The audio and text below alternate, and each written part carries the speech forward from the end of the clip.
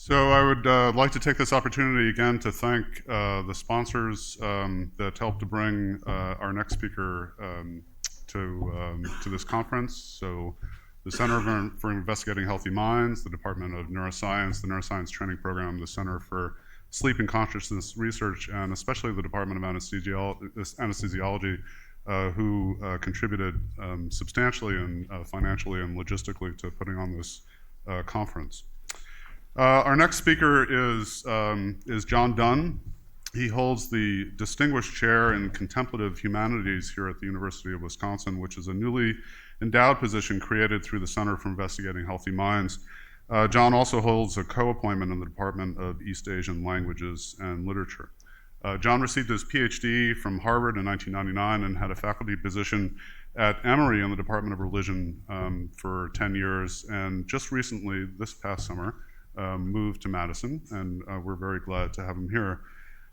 John's work focuses on Buddhist philosophy and contemplative practice, especially in dialogue with cognitive science. He had a recent publication on a heuristic approach to mindfulness in the Handbook of Mindfulness and Self-Regulation. And he also had a chapter in the book Vimalakirti's House entitled What is Inner Science? And on a personal note, I first thought of inviting John here when I saw him give a talk at a meditation group here in town, and he told this story of a dinosaur mouse that was eaten by a tiger because the dinosaur mouse didn't sufficiently have a sense of self. And I thought, well, this guy has a really interesting perspective on biology. And what's also interesting is that the obliteration of the self is a theme in many religions, including in Hasidic Jewish philosophy, where it's called Bitul Hayesh. And achieving that brings you closer to God, and lo and behold, that's apparently what happened to the dinosaur mouse. So please join me in welcoming John Dunn. Thanks, Matt. Thanks very much, Matt, and also Misha for the invitation. I feel like I should start this talk by quoting Monty Python and saying, and now for something completely different, because we've been seeing slides of neuronal interfaces, of neuronal systems. We've seen a few scans here and there, and I'm not going to show anything like that. And my role, and indeed my role at the Center for Investigating Healthy Minds, is to try to raise some questions for you, to invite you to think about consciousness in a different way. And I'll be leaning on the resources that I'm most familiar with, which are going to be primarily the philosophical traditions of India, especially Buddhism, but some others as well. But I do want to make some shout outs to some colleagues who have also inspired me and whose work will appear here. And one of them is Evan Thompson, my colleague through the Mind and Life Institute, who's written this wonderful book, Waking, Dreaming, Being. Outstanding piece of work. Had a great review in the New York Times. I highly recommend it. I think, given what I've heard this morning, some of you would find this book very interesting. I'd also like to mention Thomas Metzinger. Thomas is a German philosopher at the Max Planck Institute, and his book, The Ego Tunnel, is another book that's an important inspiration for the kind of work I'm doing here. Both Evan and Thomas could be identified as neurophilosophers. In other words, they really integrate some neuroscientific findings into their philosophical work. They also do empirical philosophy in the sense that they are experimentalists. I don't think they'd like that term neurophilosopher. It sounds a little too trendy, but it does in some ways describe part of their work.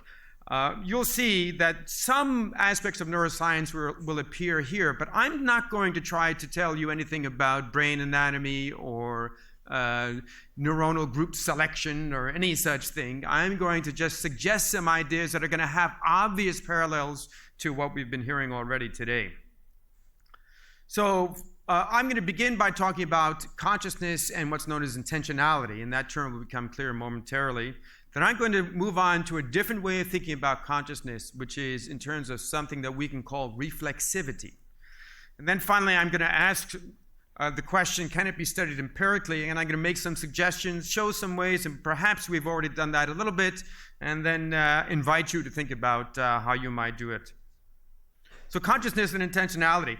We have a common way of talking about consciousness in English, of using the word consciousness, and we find similar locutions in other languages. We say, I am conscious of something.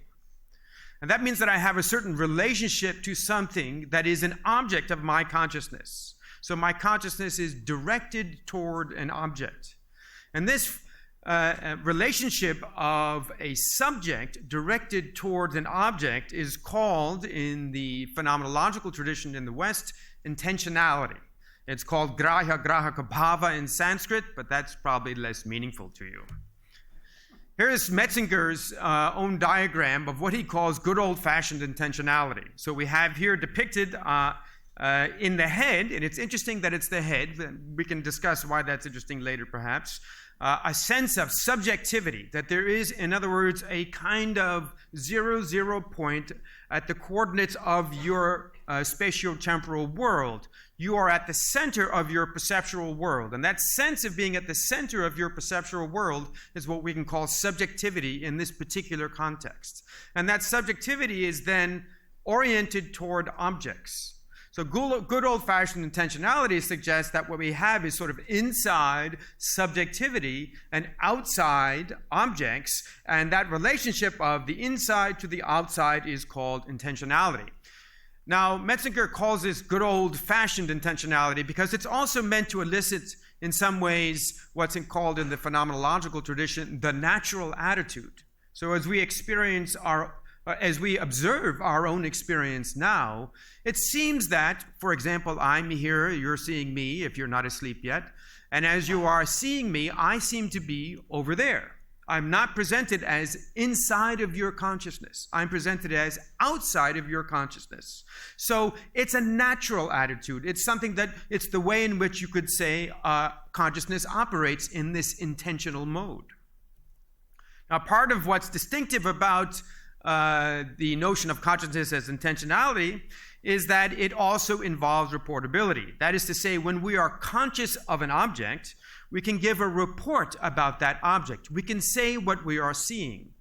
And in the current Western philosophical tradition, in philosophy of mind, we call this access consciousness. So access consciousness essentially means that I am holding an object in consciousness, and one feature of that, one mark of that fact, is that I can give a report about that object. I'm seeing blue, I'm seeing a person, and so on.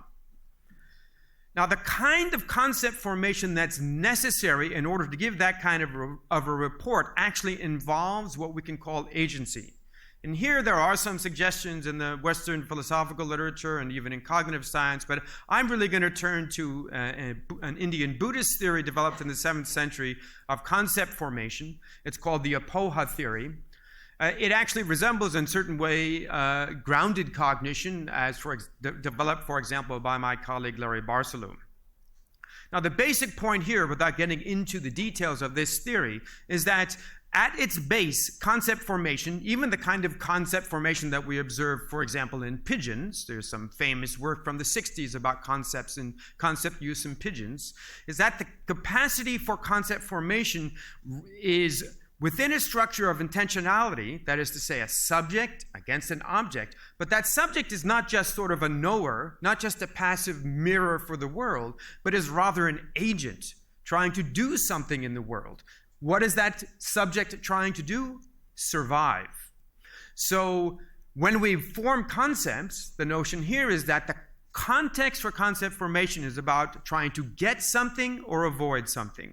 It's approach or avoidance. I want to get affordances, things that will enable me to survive or flourish, and I want to avoid dangers, right? So when we are in the context of reportability, when we're saying that access consciousness means I can report on an object, part of what we're also saying is that I am an agent acting in the world. Now, this is all fine. This is one way of talking about consciousness, and of course, I'm sure some of you are familiar with this way of talking about consciousness, even in the scientific literature. You'll certainly find some cognitive scientific approaches that really emphasize this approach to consciousness. Basically, if you can't report, you're not conscious. But is that really all that there is to consciousness? Is that all we want to say?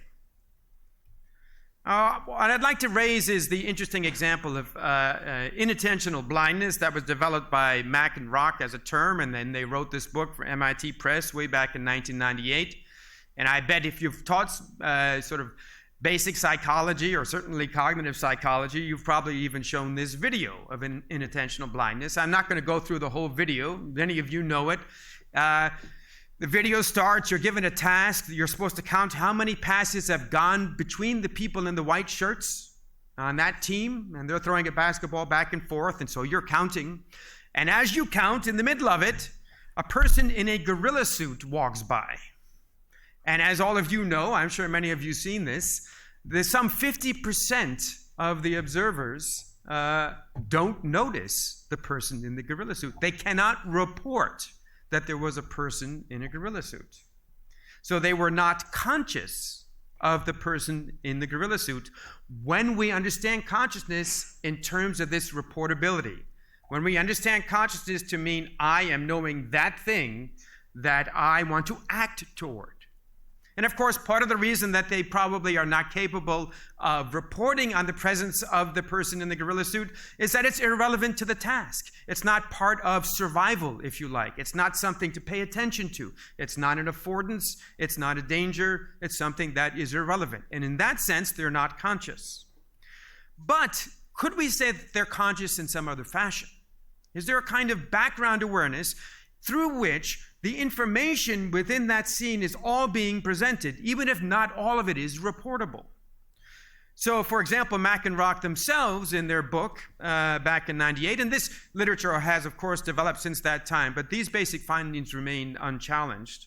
They use, for example, the STEM completion task in which you are shown, subject is shown a series of words that are to be completed. A few letters are there, and then they need to complete the words. Previously, they had been primed by seeing other words, but the task was designed such that they didn't notice those other words. They couldn't report the other words. In other words, they induced inattentional blindness in the subjects. And then when they asked them to complete the words, there's a much higher probability of them completing the words by using the ones that they had previously been primed with. They didn't know those words were there, but they were primed to use them. So, for example, if it said H-O-U blank blank, and they had previously seen house, but not able to report it because they were distracted in some fashion, then when they're asked to complete H-O-U house, they use house. They don't use some other word. So what this suggests, of course, is that these fragments were in some sense being accessed by consciousness. The information was being presented in consciousness.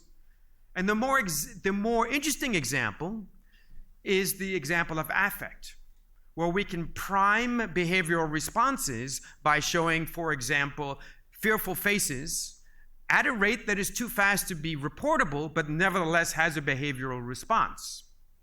We can also ask persons to report on how they are feeling after doing a mood induction. Even though they haven't noticed the mood induction, they may notice that they are feeling some kind of sensations, some kind of affect, some kind of emotion. This is what we can call not access awareness, but phenomenal awareness. The sense that there is some way that it feels to be in an experience. Now, one of the features of phenomenal awareness is that it can be recalcitrant to reportability. And there's an interesting reason for that. One way to understand that is by looking at an extreme case. And the extreme case is something that William James identified, actually. James was famously interested in religious experience, especially what we might call mystical experience. And one of the four features that he noted within these types of experiences is ineffability. The incapability to really give a description. There's a sense that something there, that I had an experience, that there was something that it was like to have that experience, and yet I can't quite articulate what that is. Now, one way of understanding this is that these kinds of conscious states involve a dissolution of the ego, if you like, of subjectivity.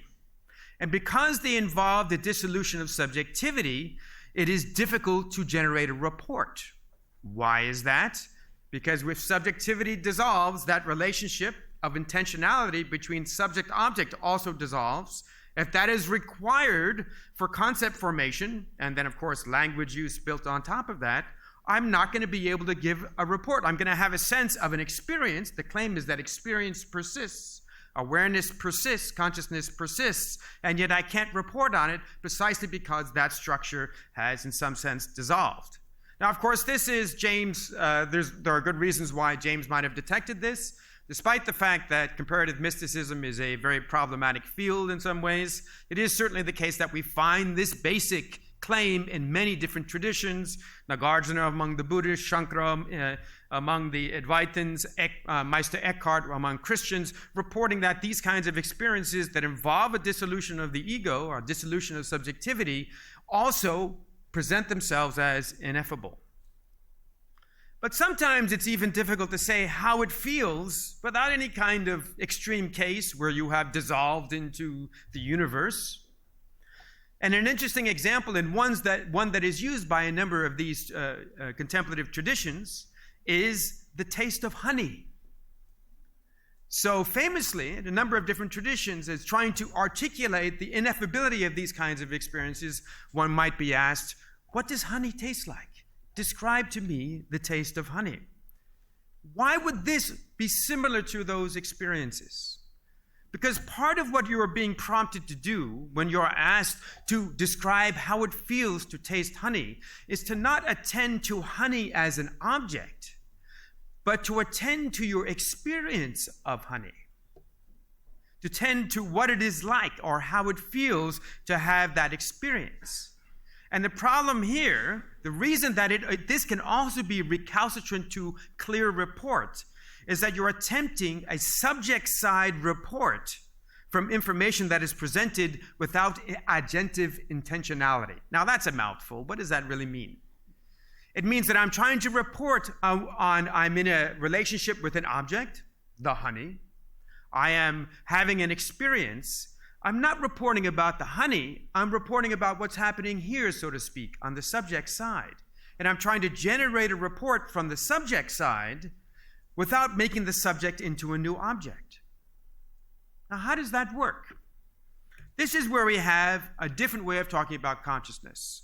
And we're now going to start introducing the notion of reflexivity. Remember, we had good old-fashioned intentionality. We have the subject with objects out there.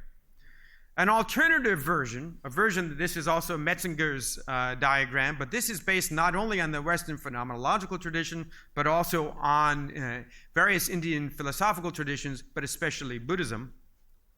And here we have what's called the phenomenal model of the intentionality relation, which is being presented within consciousness. So the important aspect of this diagram is that now this subject-object relationship, which we call intentionality, is not about a subject inside the head, so to speak, and an object outside, but both of these, the subject and the object and the relation itself, are being presented within consciousness.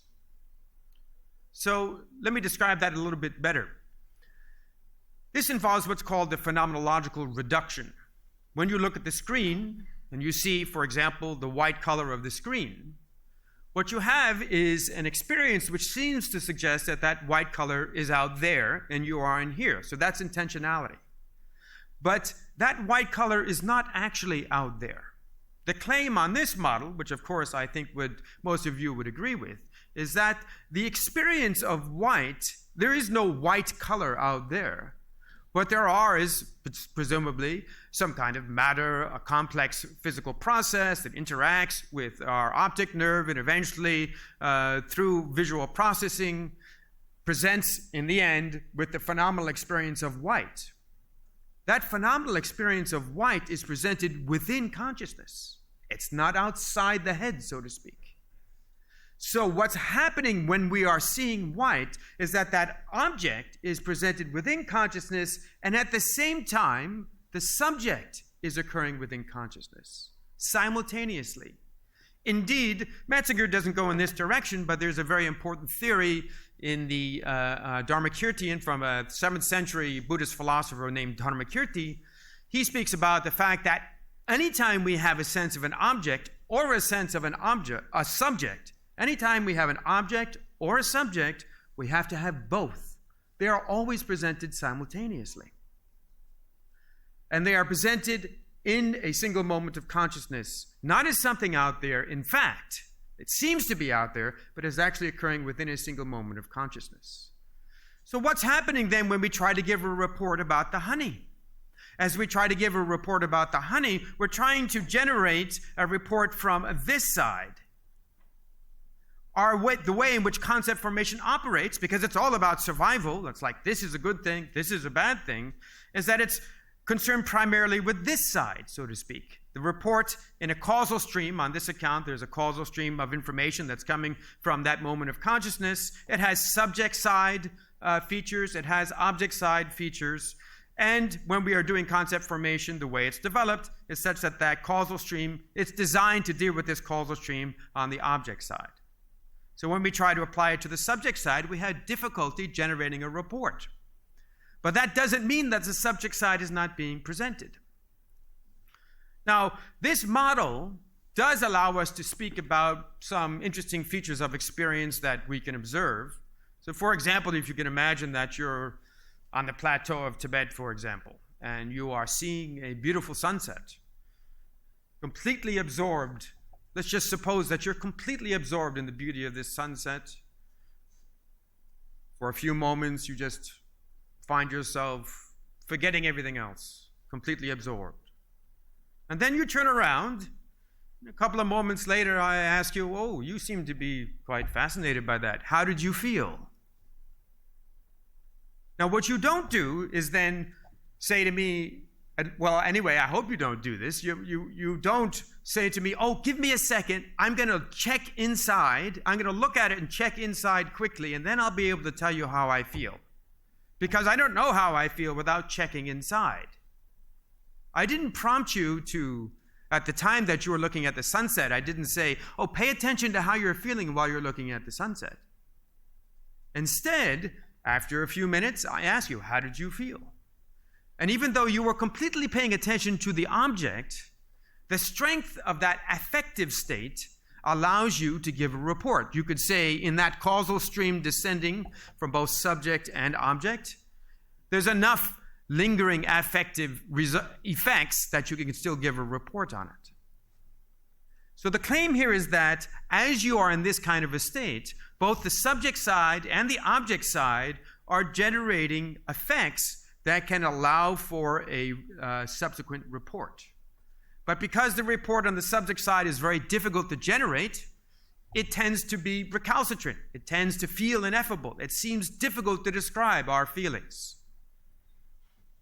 Now, you might say, well, this is silly because, obviously, sure, I might admit, and especially I think if we're cognitive scientists, most of us these days are certainly going to say, yes, objects and if we admit that there's a sense of subjectivity, and maybe some of you out there don't think there is such a thing, but if we admit that there's a sense of subjectivity in experience, then we might, and we would certainly agree, yes, this structure of subject and object is being presented in our awareness. There's no object out there. It's all in here, so to speak.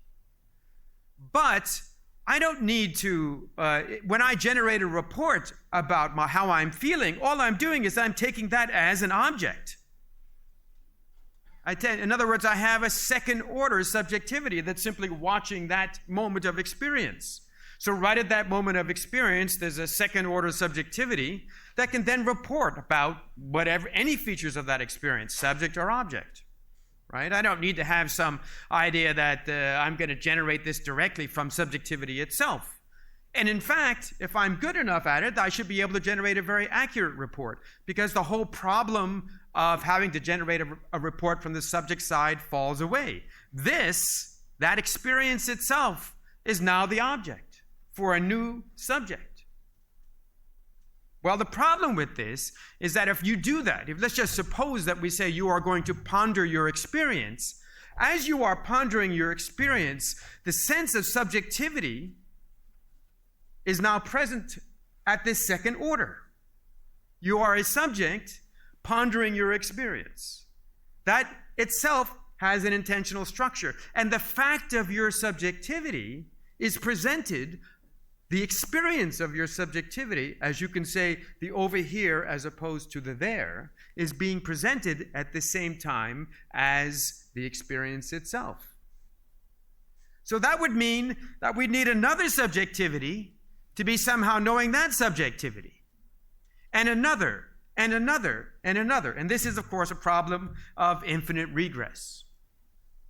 Interestingly enough, several Indian philosophical traditions, as well as the Western phenomenological tradition, discovered this independently, or came to this conclusion independently. So if this model is right, then if we are going to have information about experience and be able to report about how it feels, so to speak, then we can't be doing this by having a second order or a third order or an nth order subjectivity. It has to be presented at the moment of experience itself. So a moment of consciousness is a moment in which subjects and objects are all being presented. And they are all, in a sense, information. There's a capacity to report on every aspect of it. This fact of it all being presented simultaneously is called, in the Western phenomenological tradition, reflexivity. La conscience de soi is the term that Jean-Paul Sartre used. In the Indian philosophical tradition, it's called swasamviti, self-knowing or self-awareness. But just as in the French, it doesn't mean that you're knowing yourself. It means self as in reflexive, the reflexive pronoun. It is self-presenting. It's not presenting itself as an object over against a subject. All of this together in a moment of experience is being presented. Now, when we think about that notion, we can then go back to William James' kind of extreme case, which is a case that's very important for many Indian philosophical traditions and others in China and Japan as well. And this is the case in which intentionality completely subsides. The claim is that this happens, that it can be induced by certain types of yogic practices, meditative practices, but also interesting claims is that, for example, that sometimes happens when you sneeze. Next time you sneeze, you can have a look. At the moment of orgasm, I'm still not sure about getting people in the fMRI to examine that. That could be a little difficult. And at some other extreme physiological states, awareness persists, but the intentional structure collapses. It may even occur under certain circumstances with a startle response, interestingly enough. Now, when we represent it this way, so the claim would be that you can sustain awareness without that subject-object intentionality. Because the feature in this, here we have subject-object intentionality all being presented simultaneously. Concept formation works such that it's best reporting on objects, but we can still generate reports from the subject side, just less perfectly. But now we're in this place where there is that intentional content has subsided. And yet, the claim here is that the presenting, if you like, continues. Thus, awareness or consciousness would continue in this state. Now, one way of representing it would be this sort of circle here, but really in some ways we should just have the blank screen. It's just the mere capacity for presentation, for phenomenal presentation, that is the most basic aspect of consciousness on this account. The capacity, in other words, to present information coherently, without any intentional structure. That capacity for coherent presentation of information, if you like, even when the information is absent, persists. In Sanskrit, the term that's used is prakasha, and it's an important metaphor. You all get to show brain scans. I get to show Sanskrit. So, and prakasha means luminosity. It's a metaphor for this aspect of consciousness, the fundamental capacity for presentation of content, of information. It means basically that just like a light fills a room, so too consciousness fills experience. Now, the other term, as I mentioned previously for this, is reflexive awareness. Reflexive awareness, to summarize, is what can give us an account of how we get to off-object or background features of an experience, how we're able to report upon our affective states, how we're able to report upon what we did not notice at the time. It does not require an introspective turn. We don't have to turn inward in order for us to detect aspects of the background. We don't have to turn inward in order to report about our state of subjectivity. So it's not a second-order meta-awareness. And this is what accounts for what we just called previously phenomenal awareness, right? And and the way in which it's recalcitrant to reportability. That how something feels, because when we are prompted to describe how something feels, we are already on the subject side, and because concept formation emerges, presumably, to deal with objects, it is not so good at generating reports on the subject side. Now, finally, and very interestingly, in the Indian traditions in particular, but indeed in many Asian contemplative traditions, this capacity is actually trainable. You can enhance reflexive awareness. This raises a very interesting question. Can it be studied empirically? Now, one option that I think is fascinating, and I'm not going to say very much about it because I don't know very much about sleep science, but Evan Thompson actually does. And for those of you that are sleep researchers, I highly recommend Thompson's book. There are a few chapters that deal with sleep and dream, and also with the hypnagogic state. And he points out that the hypnagogic state is one in which there is this dissolution of that sense of subjectivity, which he describes as the I, me, mine. And that dissolution can actually, some lucid dreamers in particular who use certain kinds of techniques, mostly Western techniques to induce lucid dreams, claim that they're able to sustain awareness all the way through the hypnagogic state into a lucid dream as they fall asleep. You can look at the literature that he reports there. This involves especially what's called signal-verified lucid dreaming. Some of you have probably heard about this, but this is where because the eyes can still be controlled while you're in the REM state of dreaming, or even in a dream state that emerges right after the hypnagogic state, you can actually give a signal. So lucid dreamers were trained to look in a particular direction in order to signal that they were in a lucid dream, so that they could then, using an fMRI scan, examine what's happening in terms of brain activity at that time. And actually, one of these lucid dreamers even was able to control his eyes enough to send a Morse code signal through that technique. It's fascinating. You look at Thompson's account. Very interesting. So that, of course, is an option. Now, when we are in the lucid dream is a state in which intentionality has returned. We are back in that state of the subject and the object. So if we're trying to understand whether we can sustain awareness without that sort of a structure, then the lucid dream is actually not an example of an experience in which that structure is absent, the structure of subject and object. But getting into that state does involve the dissolution of that structure, it would appear, for at least some short period of time.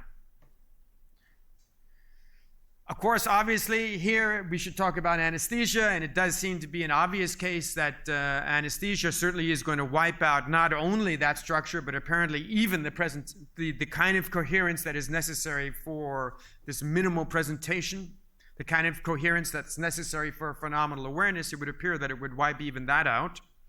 But can we titrate it appropriately such that we could actually get to the point where we would examine experience as it is slowly dissolving into that state?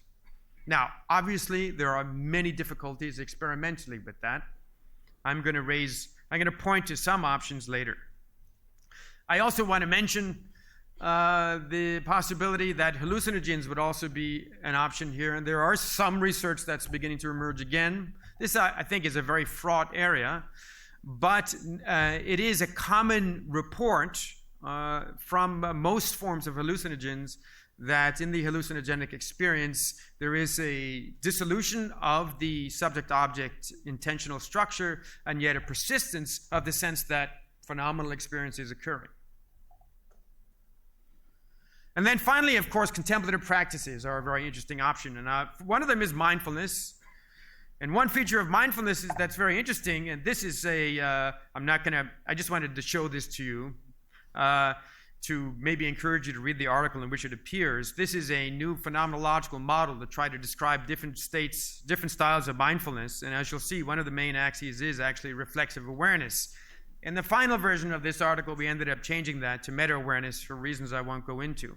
But basically, my colleagues and I think you can maybe read that, Antoine Lutz, Amishi Jha, and Clifford Saran, we developed this model in an attempt to actually engage in a kind of neurophenomenological approach that would enable us to align the phenomenology of mindfulness with various empirical third-person measures.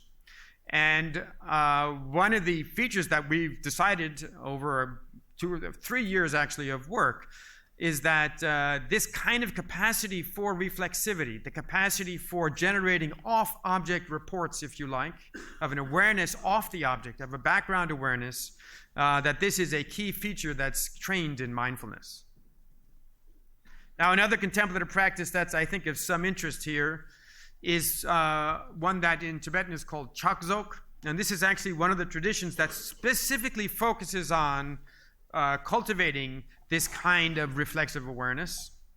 And here is a picture from, I think, 2000, way back when these practitioners in this tradition were first being studied. These are very long-term practitioners. Some of them have meditated for more than 30,000 hours in their lifetimes. One fellow who was only 33, I think, had already meditated 30,000 hours. And the style of practice that they engage in is a style of practice in which the structure of subject-object intentionality is deliberately lessened, attenuated, and in principle at least eliminated under certain circumstances.